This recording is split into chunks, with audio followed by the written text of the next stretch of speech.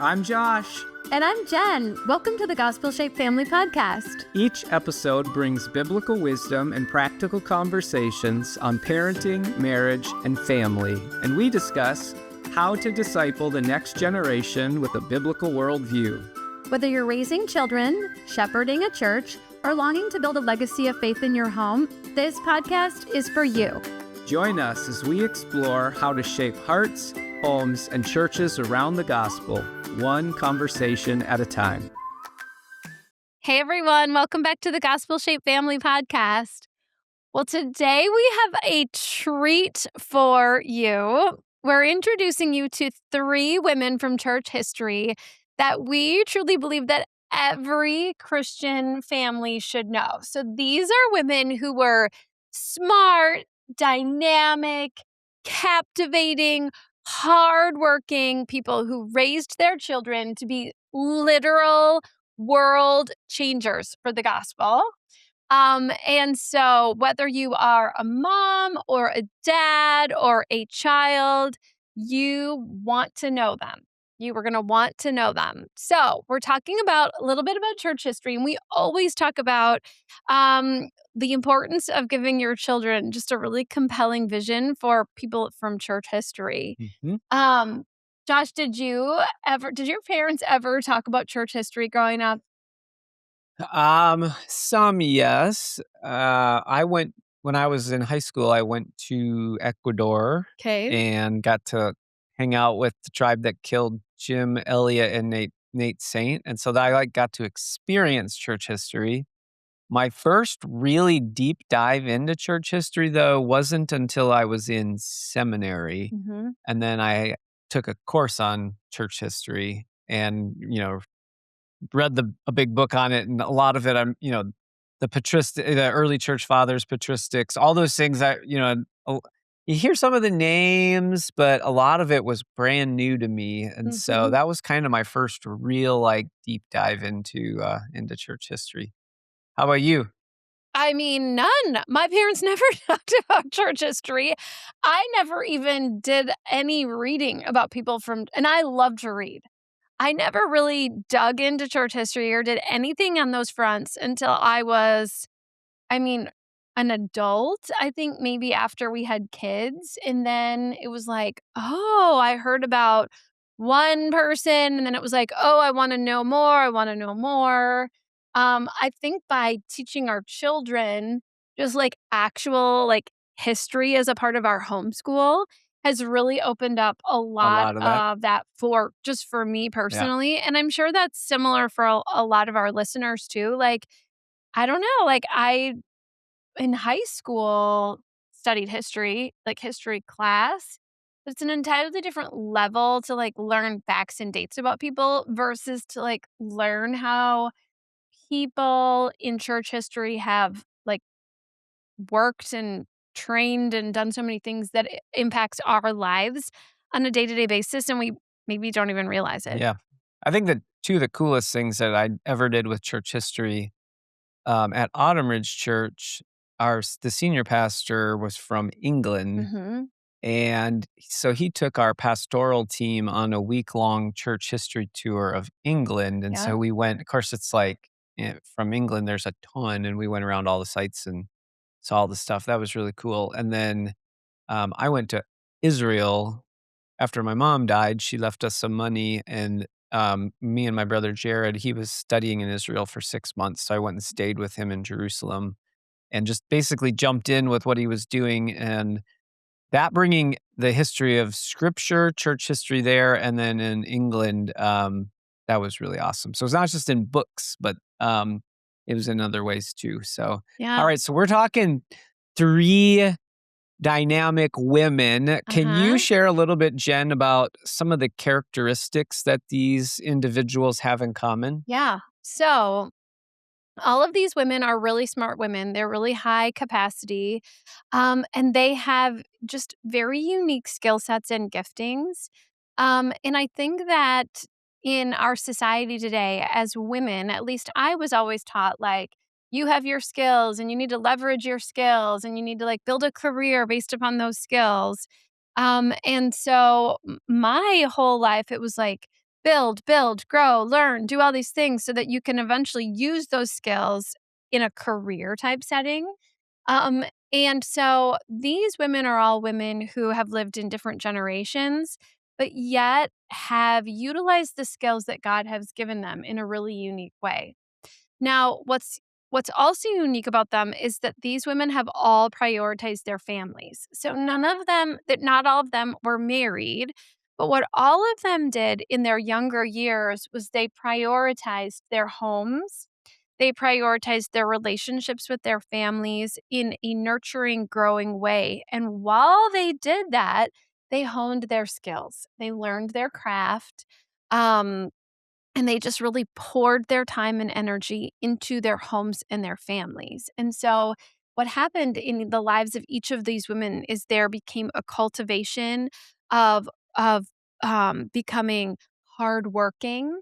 These women were respected in their communities. They were respected in their fields of study.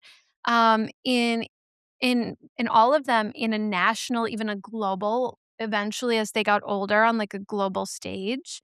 And so what we see is that in these women, there is a stark difference between the message that a lot of women are told today, which is start young and build your craft and you build your career and you do all these things so that later in life you will have achieved success.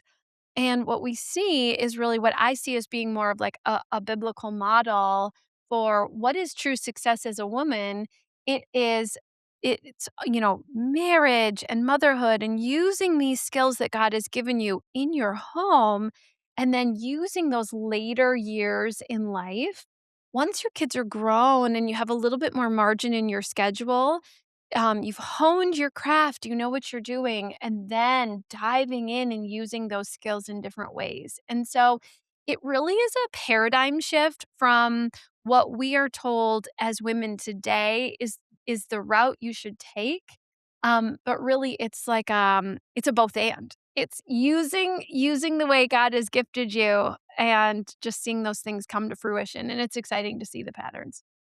Yeah, so the world tells ladies you can have it You all. can You have it could do a all. career, you could do the family, but the problem is that's not true for most ladies. They Yeah. end up you have to sacrifice on some front, and Yep. what happens for a lot of ladies that I've seen is you have a lot of surrogates to enable you to do the career thing. You have to have people that fill in Mhm. the void that is left at home. And so that might be, people that you end up eating out a lot. You end up having people come clean your house. You end up having others that have to do the thing. Those are really kind of manual tasks. But then there's the reality of the relational Yeah.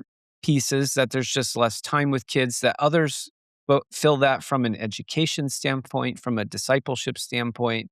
And there are realities to that. Mhm. And so I like what you're saying in that ladies can have it all essentially, Sure can. but you have to kind of pick and choose where you want to prioritize at certain seasons. And so in the early years, your first 20, 25 years, that's a family season. And Mhm. then as kids get older and out of the house, then you can turn to career and other areas. And you've got a lot to offer at that season Yeah. because there has been refining and developing, and you're in a prime season to engage. And so these three ladies have Yeah. followed that Yeah. trajectory They essentially. they taught what they know. Yeah. They teach what they know.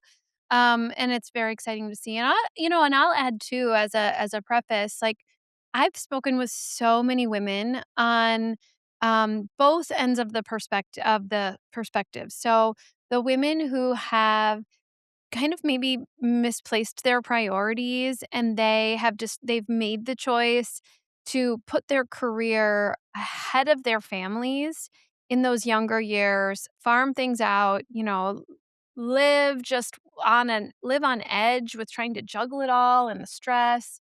Um, and as their kids are grown, there's a lot of regret there that says, I don't know my kids as well as I would like to. The relationship is strained. I'm retiring and lacking purpose.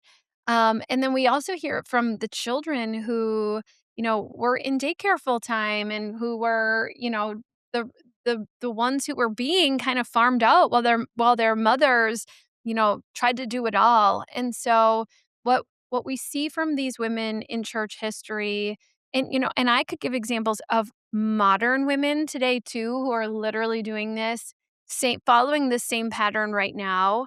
But we just see a beautiful example of prioritization, Mm. and living out God's best. Yeah. Yeah.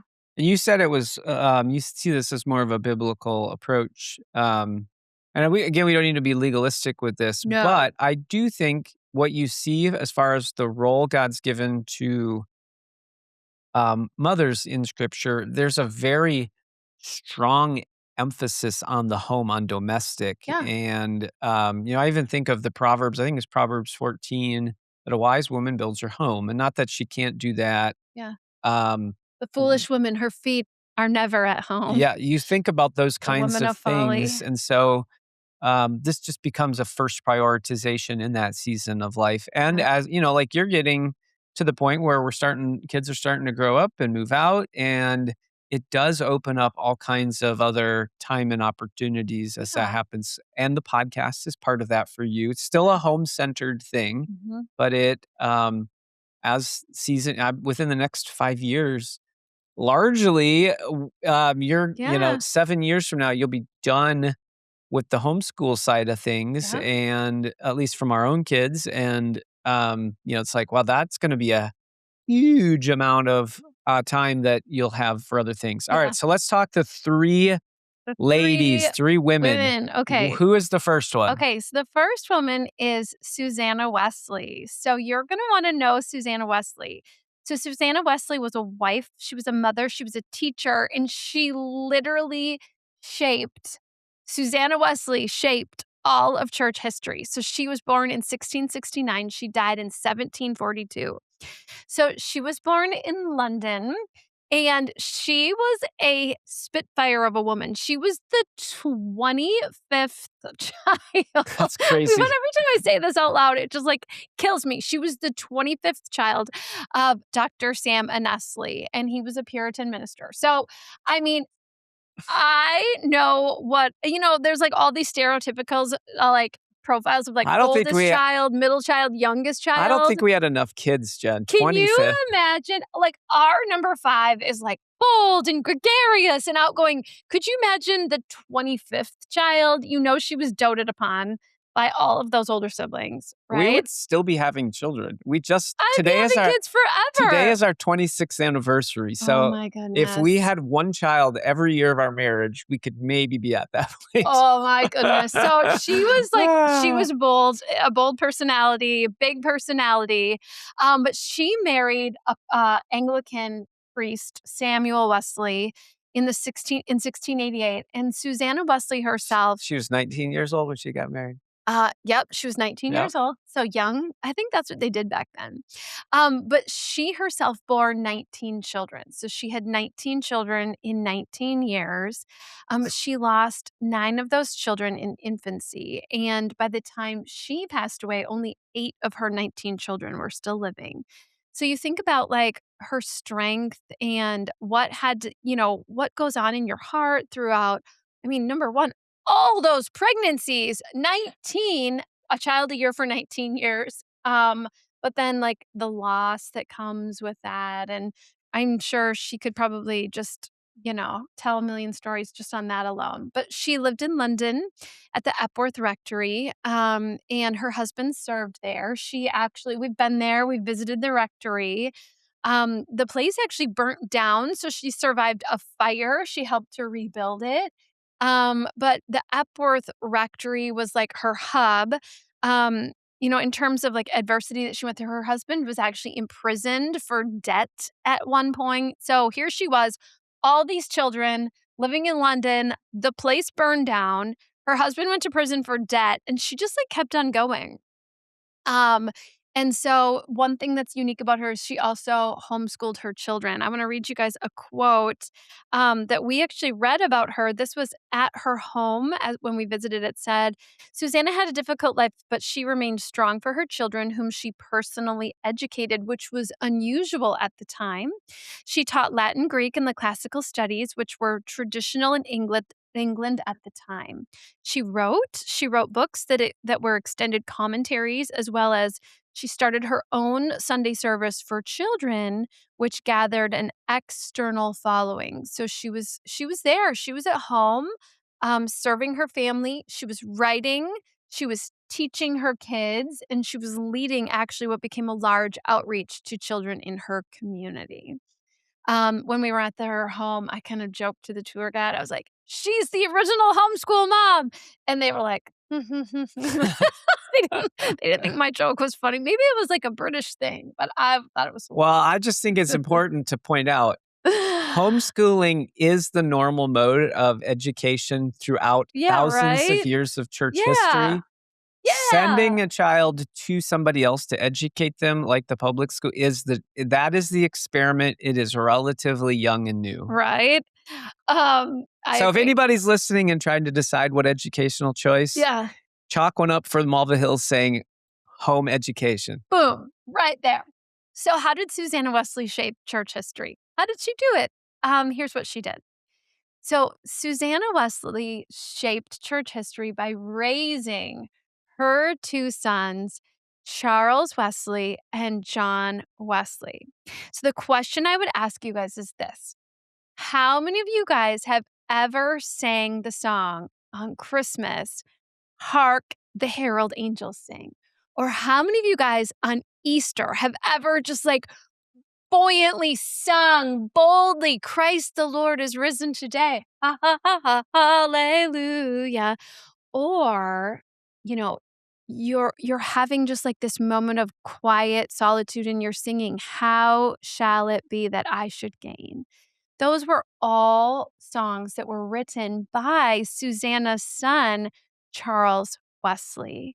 And both Charles Wesley and John Wesley, who were founders of the Wesleyan Church, openly credited their theological education to the teachings of their mother. And so, in their years, both John Wesley and Charles Wesley published Susanna's writings. And those writings that Susanna did when her kids were at home and she was living in the rectory were all writings that literally shaped the church. And so, her impact has probably impacted, I mean, every single person listening to the podcast, I'm sure, Mhm. if not every single person in the modern Christian church. And so it is a joy to know Susanna Wesley and to look at her model because her her writing and her studying and her commitment to her family have shaped countless people throughout the world. And so she is a powerhouse. You are going to want to know It's Susanna great. Wesley. So if you want to read Susanna Wesley a little bit more about her, you can read her complete writings. Those have been published. They're out of print. Actually, they're kind of hard to get your hands on as like a unabridged, but you can get them like on thrift books and things like that. Or you can read. There's a really great biography of Susanna Wesley by Arnold Dallimore, which just profiles like all like in detail her life and her growing up and just like so many fun details. So, Susanna Wesley, you want to know her. Your kids should want to know her. So, mothers, sometimes it's not what you do, but who Who you you raise. raise that is your greatest impact Yeah. in life. And interestingly, with Susanna, she left a great impact herself, but I think her greatest impact was through her sons, Oh, John and yeah. Charles. So that is embodied by her. All right, tell us number two, Jen. Okay. Who is the number two woman in church history that Okay. every family should know about? The second woman that you should know in church history is Corrie ten Boom.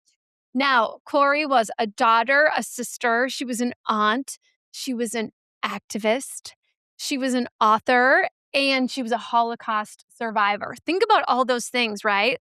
So she was born in 1892 in Amsterdam, and then she was raised in the Netherlands. So, um, yeah, just a really, I think, a beautiful part of the world. Mm. Anyways, okay, so she was the daughter of Caspar ten Boom, and he was a renowned watchmaker. Mm. And Corrie herself was the first woman watchmaker in all of Holland.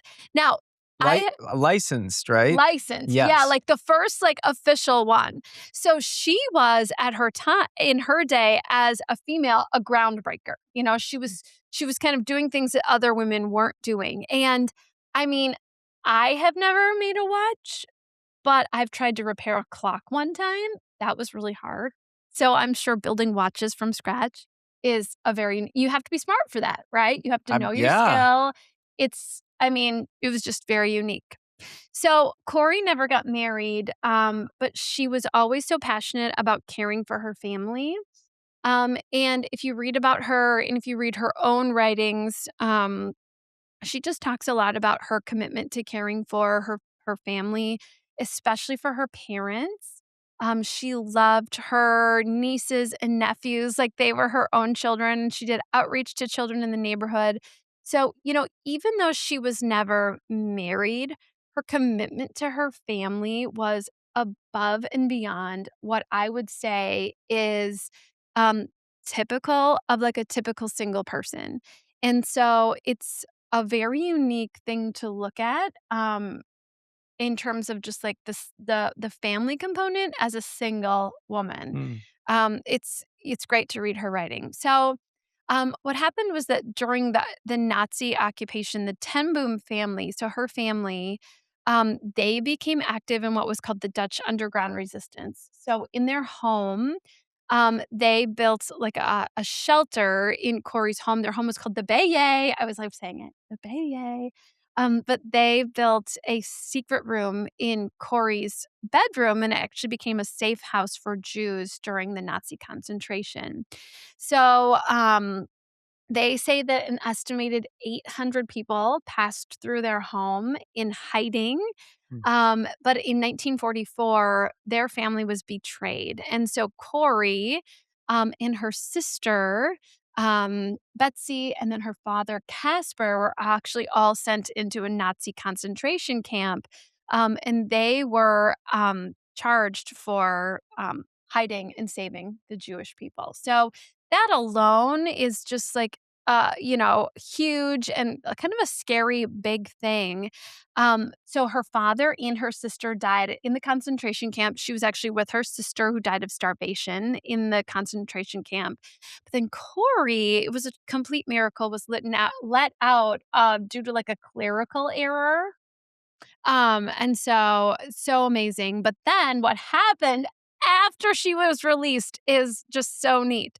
So Corrie got out of this prison camp, and she spent the remainder of her life telling people her story about the gospel. And so she went on, and she was released from that prison camp when she was 52 years old.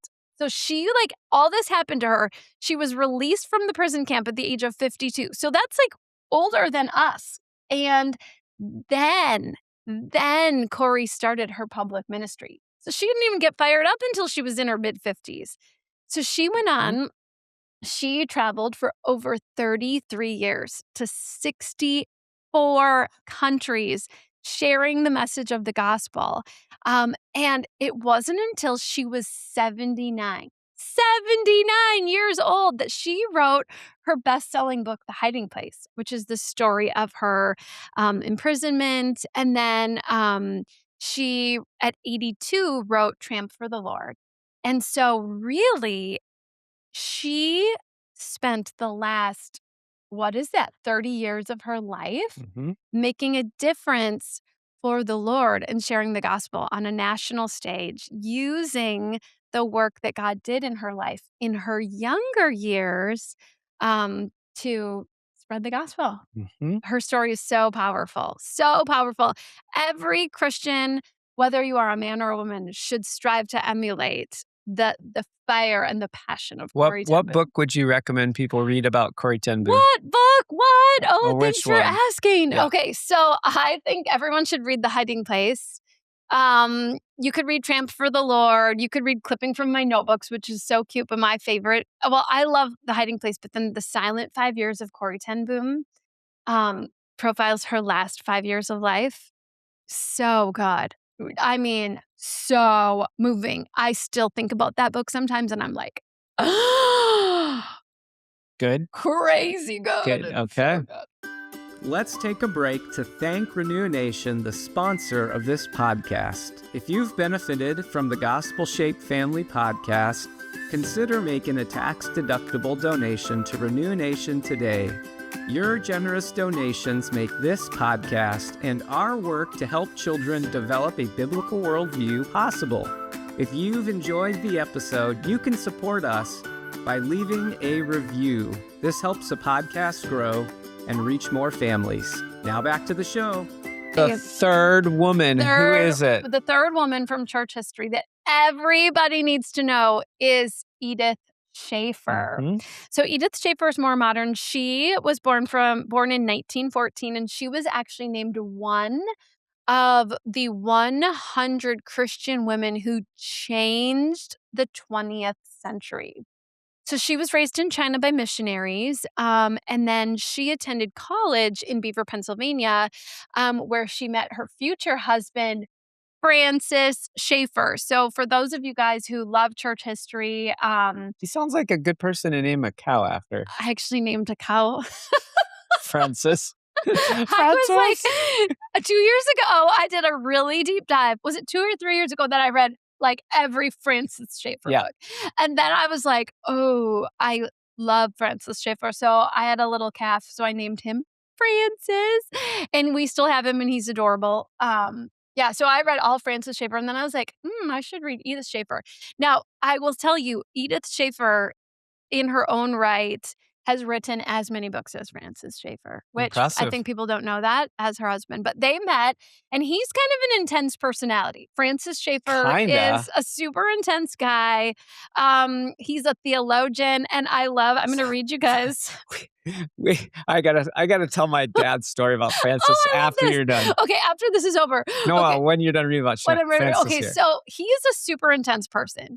And if you want to get a glimpse into Edith Schaeffer's personality, I'm going to read you this because they were so equally matched. I think in a relationship with like a married relationship with a man like Francis Schaeffer, you need to be either as intense as him and like, ooh, or you need to be like, really chill, I think she was just as intense as him. I'm going to read you this quote. Read it. Like makes me laugh. When I read it, I underlined this in the book. It says, on June 26, 1932, Edith attended a meeting in her liberal Presbyterian church where a Unitarian minister delivered an address on how I know that Jesus is not the Son of God and how I know that the Bible is not the Word of God. So Edith was prepared to offer a rebuttal. When a young man stood up and he said, "My name is Francis Schaeffer, and I want to say that I know that Jesus is the Son of God and that he is also my Savior." After Francis delivered his testimony, Edith stood. She offered a brief apologetic on the truth of the Bible, and the two began dating that night and married 3 years later.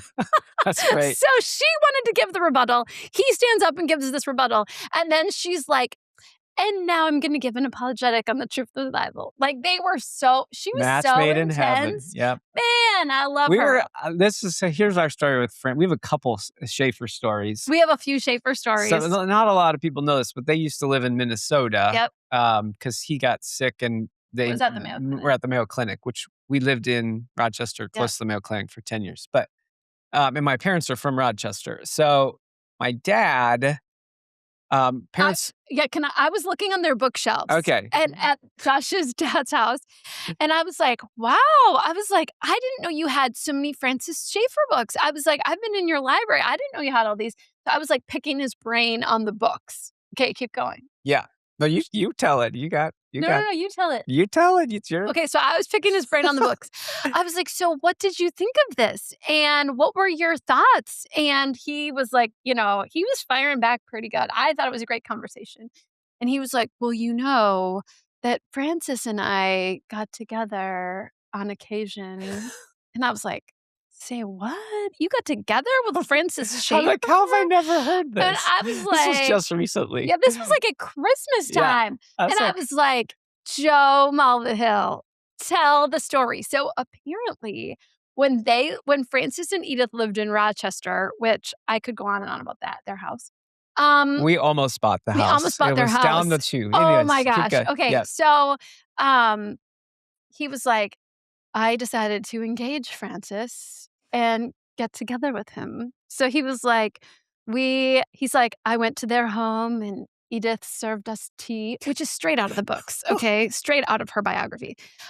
Edith served us tea and I engaged Francis on a number of topics. I asked him to financially support us in ministry. My parents were They were full-time ministry. stateside. Yeah. Yeah, stateside missionaries. And he was like, yeah, he was and I was like, "Dude, you went to their house and she served you tea?"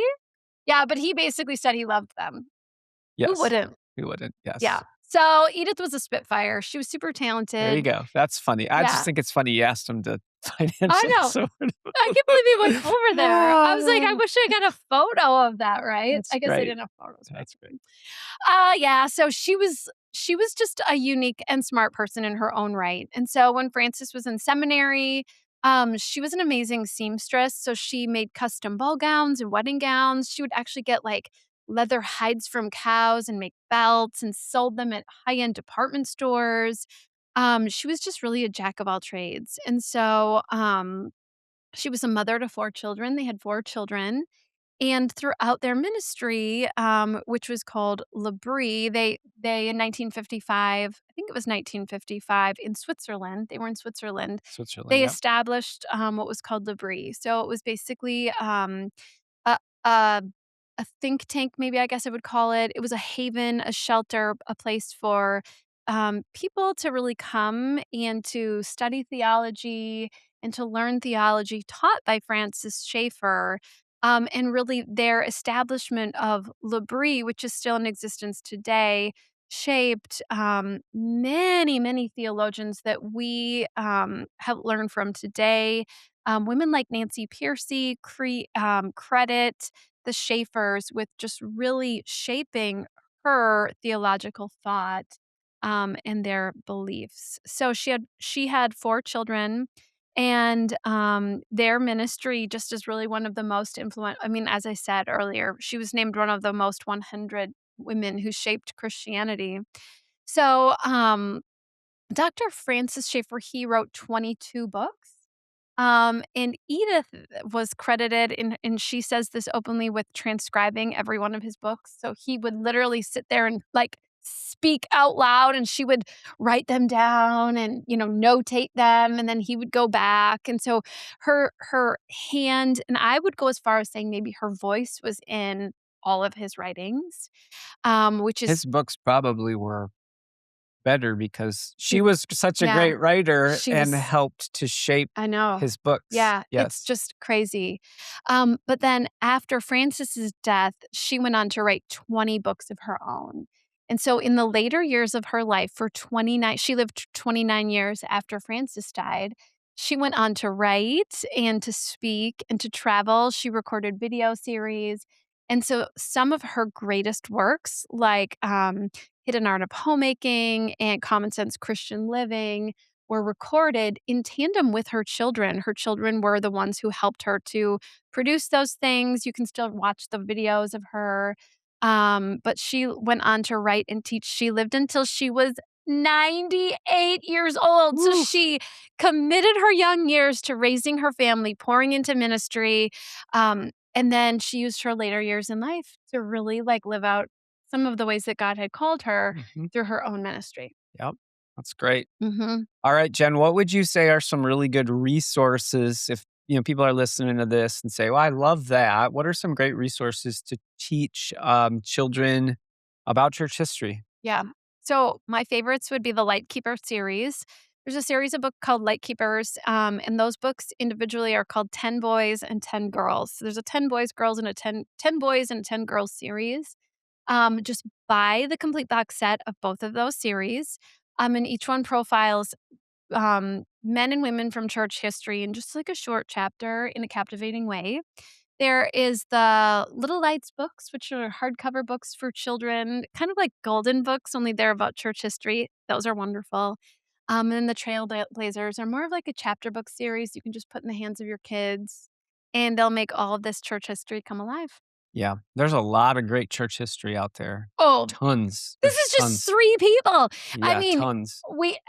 these are 3 people with 3 unique stories.